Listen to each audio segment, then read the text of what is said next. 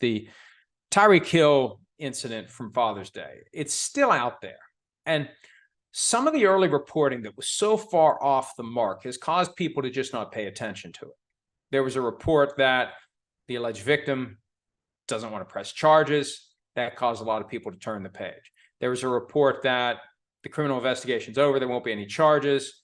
That caused a lot of people to turn the page. Well, both of those reports were wrong.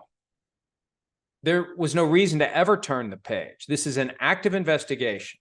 That was the report yesterday from the South Florida Sun-Sentinel. The Miami-Dade State Attorney's Office has the case. It has the file. It has the evidence that includes surveillance footage. And there was a comment made in a statement from the State Attorney's Office that at some point they'll eventually determine which Florida statutes, if any, were violated. Well, most jurisdictions have a statute that prevents people from walking up to other people and hitting them, even if it doesn't knock them out, even if it doesn't bruise them, even if it doesn't cut them. Walking up to someone else and hitting them is frowned upon in most jurisdictions. So if there is surveillance footage from the marina in South Florida where Tyreek Hill allegedly approached and struck a 57-year-old man during some sort of altercation, the police report says there were women on a boat that weren't supposed to be there, and that resulted in an argument and yada, yada, yada. Hill allegedly struck the 57-year-old marina or boat employee. There was an item last week from one of the news channels in Miami that it was actually a situation where Hill wanted to fish from the dock because they throw scraps overboard and there are fish that are hanging around for the scraps, and it's considered a breach of etiquette to try to fish off of this dock where you know it's going to draw the fish in with all of the scraps they're thrown over. But Hill insisted on it, and somebody told him to stop, and one thing led to another, and Hill allegedly hit the 57-year-old man. And, I say 57, it's like, man, that sounds old. And it's like, well, shit, I'm 58. It still sounds old. 57, 58 for me, from my perspective, no, I'm spry. I'm robust. I'm young. I'm not old. But man, 57 sure sounds old. Just wait. If you're not already that age, first of all, you should hope and pray that you eventually will be. That's kind of how it works. The alternative is worse. The alternative to making it to 58, trust me, is worse than making it to 58. But when you are 58 and you hear of someone who is 57, you're going to still think, shit, that sounds old. Anyway, we're going to continue to watch the Tyreek Hill situation. It's not over. The alleged victim wants to proceed. I suspect there'll be a civil case at some point.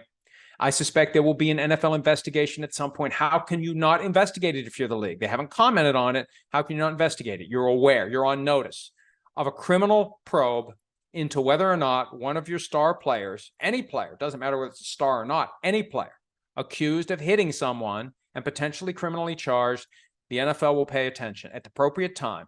And what the NFL has learned over the years is the appropriate time is to wait until the criminal case is ended. That's when the NFL will mobilize. And if the alleged victim is sufficiently motivated to pursue charges, presumably that person will cooperate with the NFL. That's one of the keys to a personal conduct policy investigation.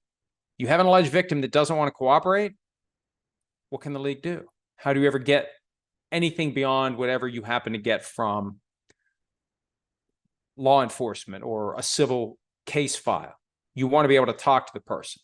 If they tell you no, you can't force it. But if they want to cooperate, you just say, come on in. Let's talk. It's one of the reasons why Ezekiel Elliott got suspended. The former girlfriend that didn't sue him, the former girlfriend who couldn't get the authorities in Columbus to pursue charges, she interviewed with the NFL 6 or 7 times. And that fueled their conclusion that she was telling the truth. Elliott wasn't. He got suspended 6 games back in 2017. So it's just something to keep an eye on, because even though it's not likely to affect Tyreek Hill this year, it's something that's going to be hanging out there, and it's potentially going to result in a suspension at some point in the future, depending upon the quality of the evidence, how aggressive the NFL is, how motivated the alleged victim is, and whether or not, at the end of the day, the powers that be believe Hill or believe anyone else who may be a witness to the incident. And remember, if they find any violation of the personal conduct policy, the guilty plea from 2015 to choking and punching his pregnant girlfriend becomes an enhancer to the penalty that would be imposed. They couldn't do anything to him for pre-draft, pre-NFL behavior, but the 2014 revisions to the personal conduct policy made it clear that anything you did before you got to the NFL becomes a factor in determining the punishment if you get in trouble in the NFL. So keep that in mind as well. Hi, it's Mike Florio. Thanks for watching PFT on YouTube. Hit subscribe for the latest news and analysis from Pro Football Talk.